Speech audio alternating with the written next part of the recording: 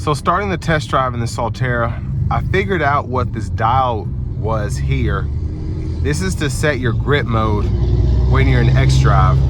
So whether you're in the snow dirt mode or the sand mode, whatever, you go between those two X modes and you can actually toggle the grip up and down here. So the lower you want, you set that down. The higher you want, you set that up. And it's just so, it's so Subaru-like to put that on the first EV that they have. Even though this is, you know, everybody kind of just, I feel like, started making EVs because they low-key had to. Subaru said, yeah, we'll make an EV, but it's still gonna be a Subaru, and that's impressed me right off the bat so far.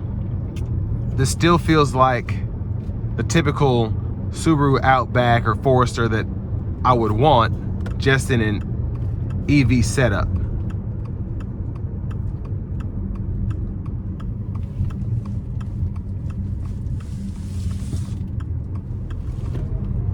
And with a dual motor setup, this thing is super quick. And I'm just in the normal drive mode now. I'm not even in the power mode. So I'm gonna put that into gear when I get on the interstate. But so far, I mean, the ride is actually pretty good for an EV, I think. Of course, you can kind of feel the weight of it as you go over bumps, but it's not uncomfortable. And the space here is very nice as well. From the width of the seat, able to hold my wider stature, to the headroom. We don't have a roof or anything like that, so that doesn't cut into the space we have there. And then also just the room to move about my hands either direction.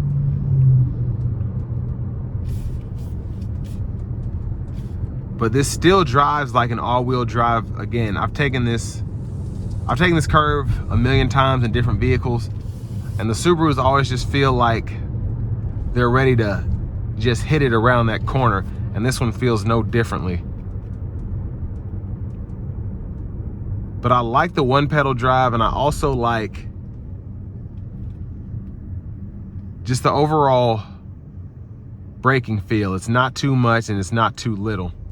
So for someone like myself that daily drives an electric vehicle, and then my second vehicle is a plug-in hybrid, I have pretty good knowledge on just how different EVs drive because I'm used to driving them so often.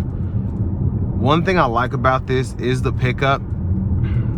Now, the DC fast charging speed is not the best, but you have to realize as well, especially I use Electrify America, and my Mach-E has a 150 kilowatt max charge speed, and I don't know if I've ever actually seen it get up to past 140, which is fine because usually when I stop, again, I have a Mach-E, so that gets 300 miles per charge as opposed to this one's 220 whatever.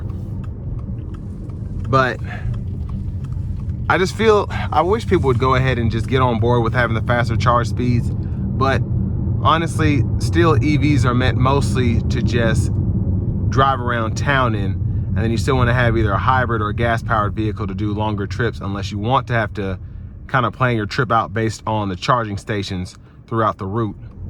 So we're going to try and give it a nice punch here, coming around this corner.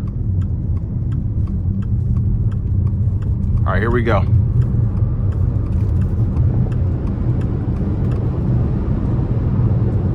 So very good pickup getting up to speed here.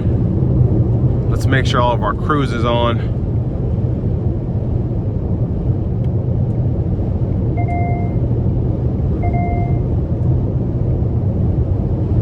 Now, I've said this before, this is one of the most difficult things to set up in terms of having the radar cruise here, but you get the lane centering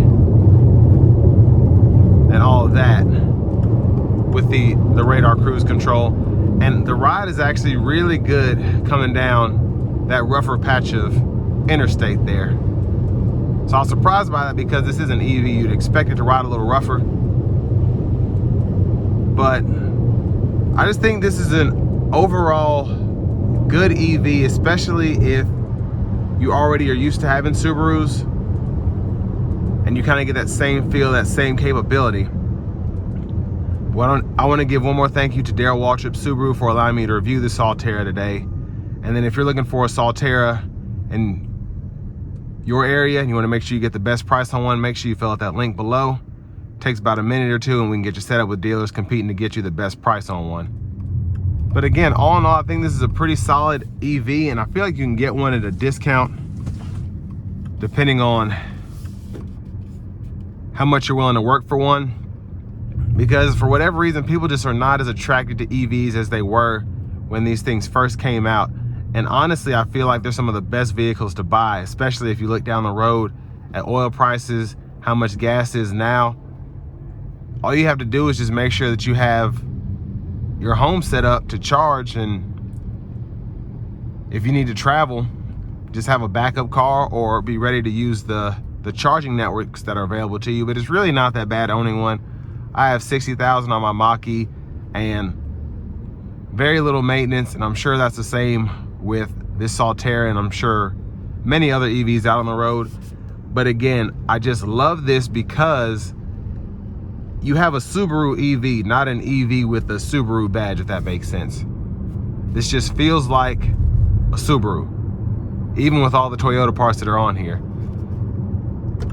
And that's definitely not a bad thing. So with all that being said, this will bring me to the end of my review of this 2024 Subaru Solterra Limited.